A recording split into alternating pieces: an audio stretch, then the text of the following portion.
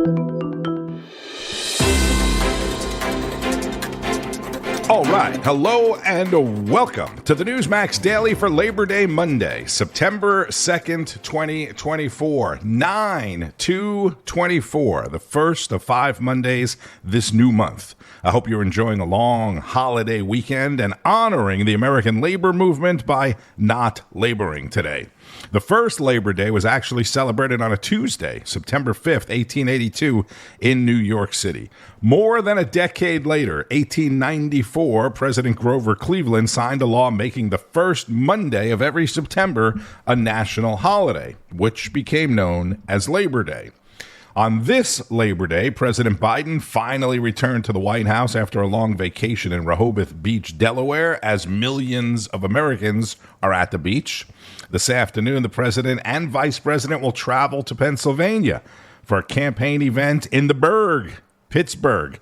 This following former President Donald Trump's rally in the key state of the Keystone State earlier this weekend. I love this place. I love it. We've had great luck here. So just to everybody, hello, Pennsylvania. How are we doing in Pennsylvania?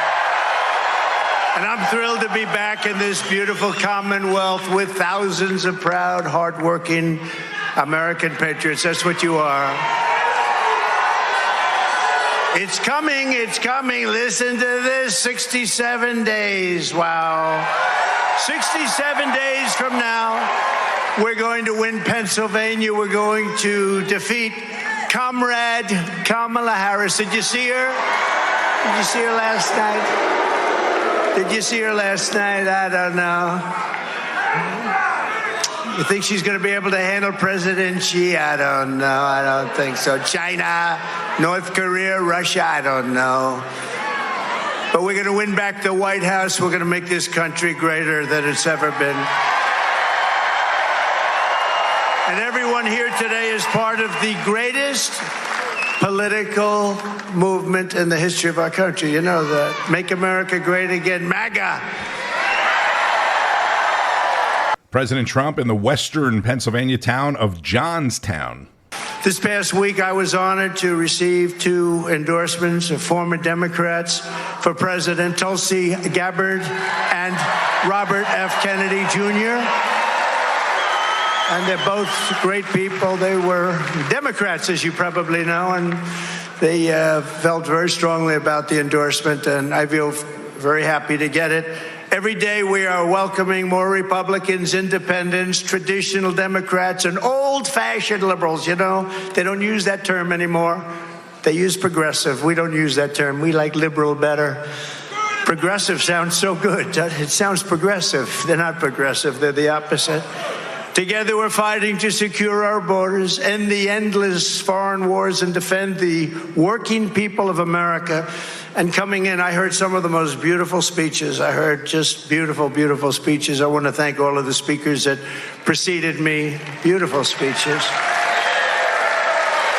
Vice President Harris, along with President Biden, as I mentioned, have a campaign event today in Pittsburgh, Pennsylvania. The vice president's interview with CNN back on Thursday night was the focus of most weekend shows on Newsmax and other networks as well. And there was no better breakdown than this one from Wall Street veteran John Tabacco on Newsmax. All right, let's get right to it. They finally did it. What we've all been waiting for, the big first interview. So many questions, but they sat down for 1 hour. And it was a disaster. It's clear more now than ever when they tried to hide her for so long. First problem is this. They only came up with 26 minutes that they could use. Now, being in the TV news, I can tell you this. A 1 hour show usually contains 42 minutes of content. A 30-minute show, like my show here on Newsmax, Wise Guys, is 22 minutes. So after nearly a month of not giving a single interview between the two of them, the best CNN could do was give us 26 minutes of drivel, evasion, and lies. Now, Kamala, she spoke for less than 18 of those minutes, and her, shall we say, chaperone, Tim Walz, barely 3 minutes. Now listen, You're running for president and vice president of a free world, and you couldn't fill a half hour of television? And by the way, who needed all these Dana Bash inserts explaining what they said or what they will say coming up? You ask? The answer is absolutely no one. But let's take a look at what they did say. Let's take a look at some of the deep policy initiatives this diabolical duo revealed. Buried in all the BS and double talk, I think what everyone missed was Kamala and what she was really saying. Now, remember this, I'm using only factual statements made by Kamala, and all this is easily fact-checkable. Let's compare her exact words from her mouth. Here she is in 2019. There's no question I'm in favor of banning fracking. So, yeah, and starting. So, when running for president last time, she told America one thing, but she didn't even reach 1% in the polls. So, with that message, it was a no-go. So now, she's got a new plan. There's no question I'm in favor of banning fracking. So, yeah, and starting with what we can do on day one around public land. Do you still want to ban fracking? No, and I made that clear on the debate stage in 2020, that I would not ban fracking. As vice president, I did not ban fracking. As president, I will not ban fracking. Huh? What? Is this for real? Not so fast, Kamala. Fact check number one. She says she didn't ban fracking. She will not. But she sure as heck restricted it. According to the Biden-Harris own agency, the Energy Information Association, the EIA forecasted oil output in 2023 of 14 million barrels a day. Actual output came in at 1.1 million barrels below that forecast. Well, what happened to fracking while she was VP? Well, they cut back by 1.1 million barrels a day, or 400 million barrels per year. The Dallas Fed estimates $50 a barrel. We do some simple, like third grade math here, 400 million barrels times $50 a barrel. Survey says, put that right there, $20 billion. And by the way, we didn't sell that oil, but our enemies sure did. Yes, the Biden-Harris war on fossil fuels handed our enemies $20 billion a year. Yep, that number, right? That number, right there. Was that the wrong there? That number, right there. And there was plenty of money to go around. Iran got some, and they're funding the Israel proxy war right now. Russia got a bunch for the Ukraine war. And the dictatorship of Venezuela, even they got some too. So it was a big bonanza for them. But this line here sticks out to me. This line that she said was the dog whistle to all the lefties out there. It was a wink and a nod to the Bernie Sanders, AOC, and the Green Scheme crowd. It's the, you guys know where I really stand. Wink, wink. It's right there. It's like, you know, when you look at your friend and you give him a quick nod, like, yeah, go along with me on this one. Look, I may not have the eloquence of the esteemed host of this show, Mr. Greg Kelly, but there's one thing I do have, street sense. And I could smell a rat from a mile away. And if you ask me, here's the rat. Play it. How should voters look at some of the changes that you've made, that you've explained some of here in your policy?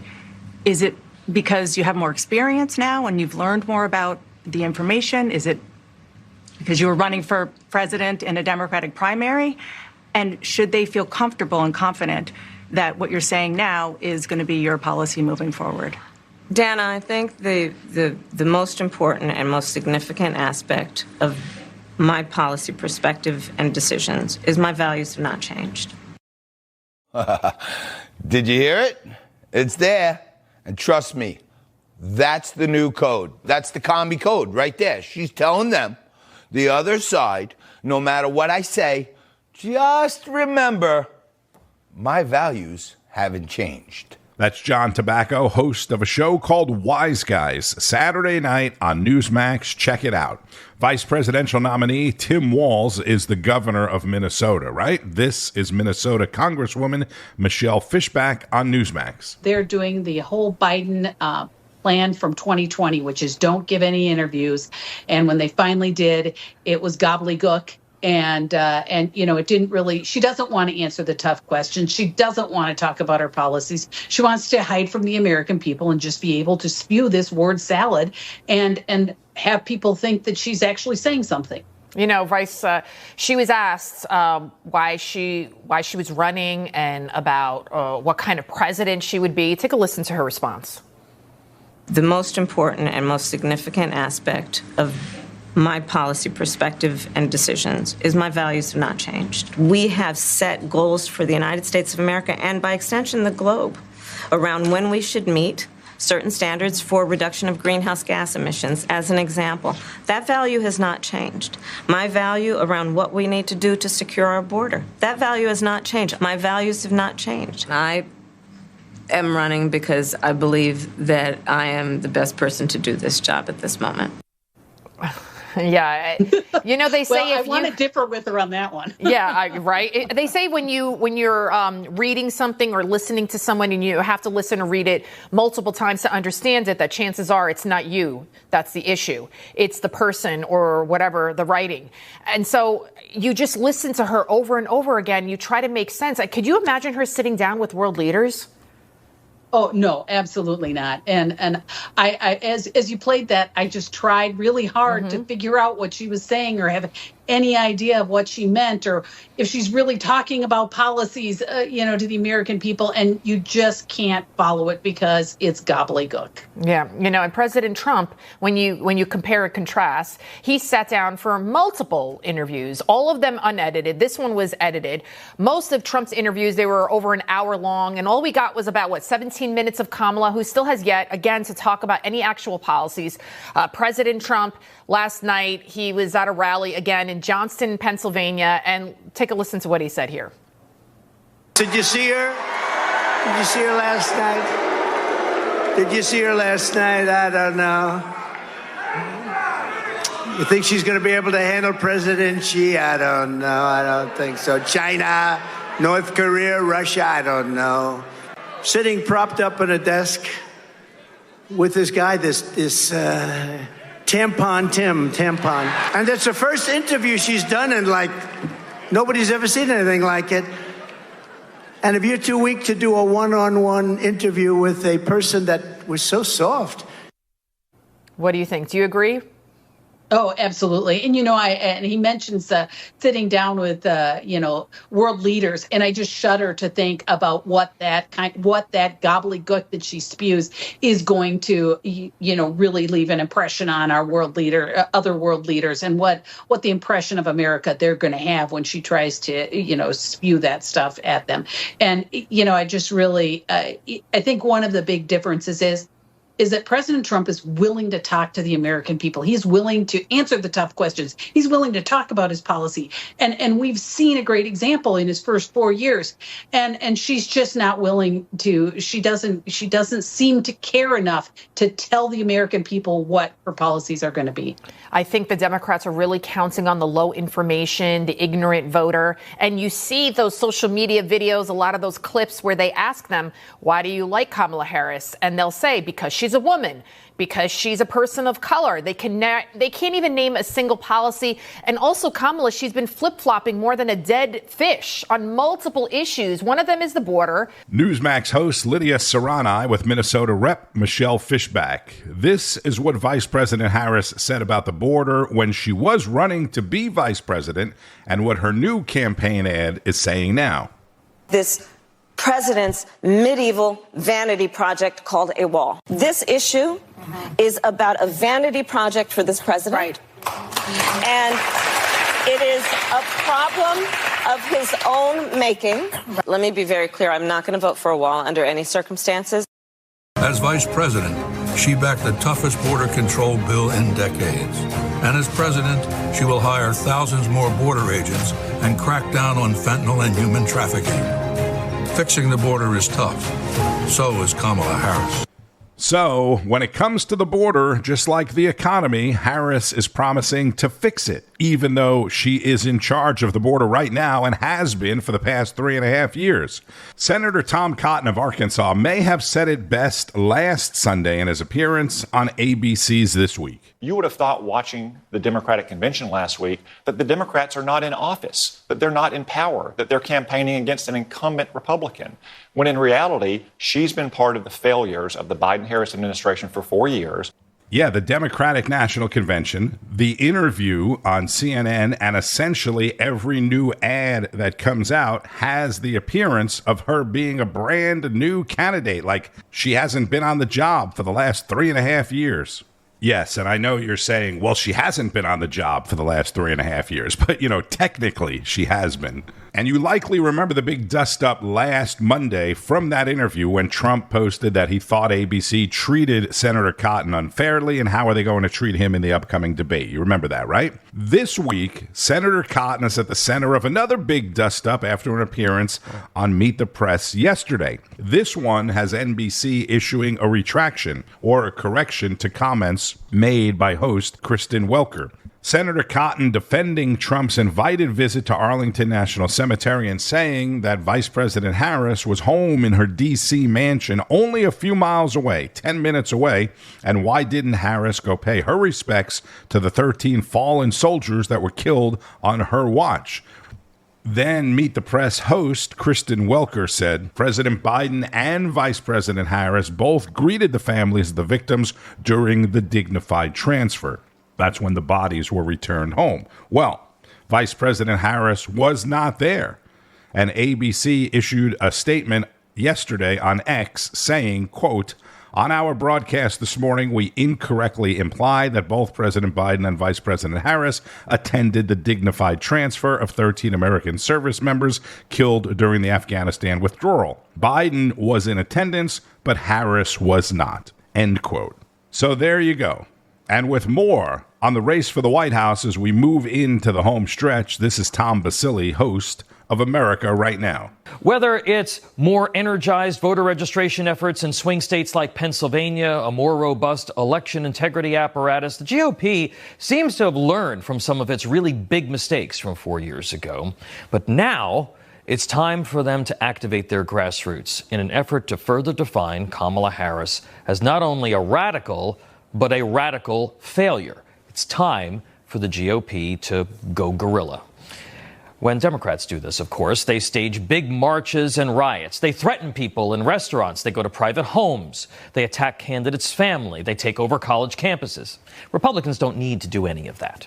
In campaign parlance, what they do need to do more of is called bracketing. It's essentially a counter-protest to candidate appearances.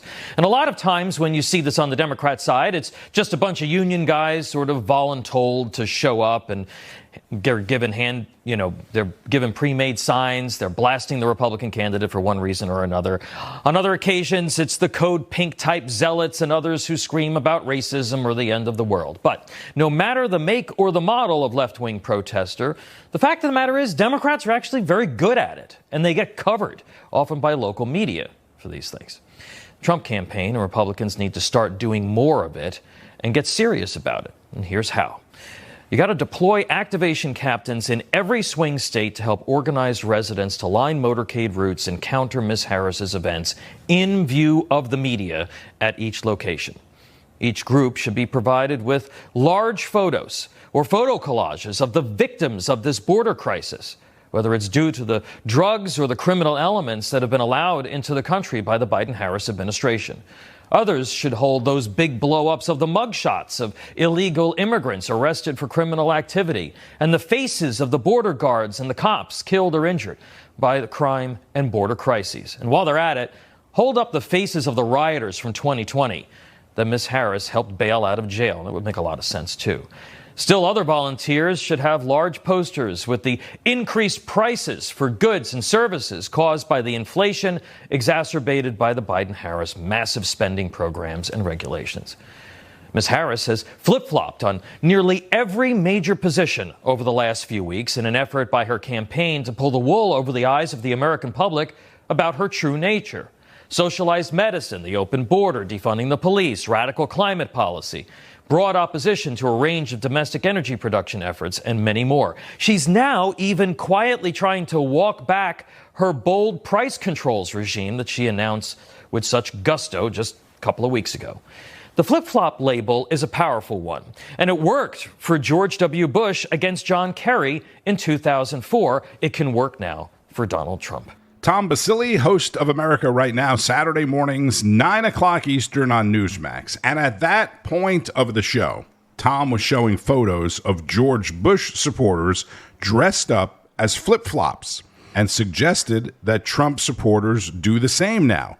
Get a flip-flop costume at the costume store for like $79 or make your own and go out to events like the one happening today in Philadelphia and parade around the Democrats as flip-flops, because the media will be there covering it, and you can get, media coverage, get on TV dressed as a flip-flop. Simplistic, maybe childish, but effective and cost-effective as well. Some hosts may be off today for the Labor Day holiday, but for the most part, it is a regular schedule on Newsmax today.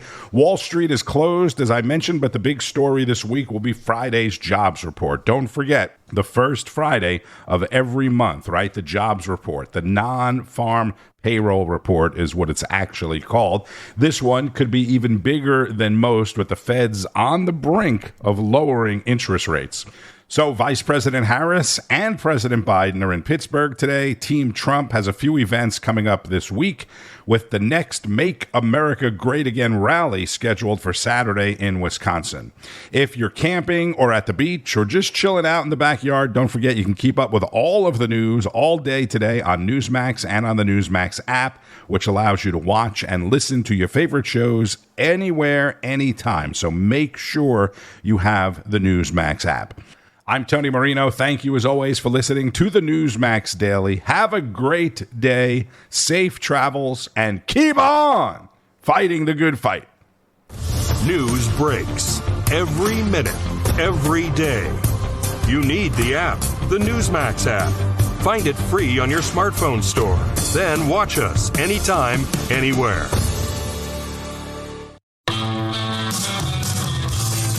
It's Jerry Callahan from The Callahan Show. You can listen to us every day. We react to the latest news, politics, sports, and all the madness in the world. I'll give you my opinion with a little edge, a little attitude. I'm an unapologetic right-winger, trapped behind enemy lines in deep blue Boston, so I'm used to taking on the mainstream media mob. You can hear us anywhere you get your podcast, or you can listen every day at newsmax.com/listen. It's our America. We conquered it. We built it. Great values like honesty and fairness. Great courage. A great nation needs a free press. Newsmax is it. 30 million Americans regularly go to Newsmax when they really need to know. They watch Newsmax TV at home. On the free Newsmax app, they go to Newsmax.com. Start today.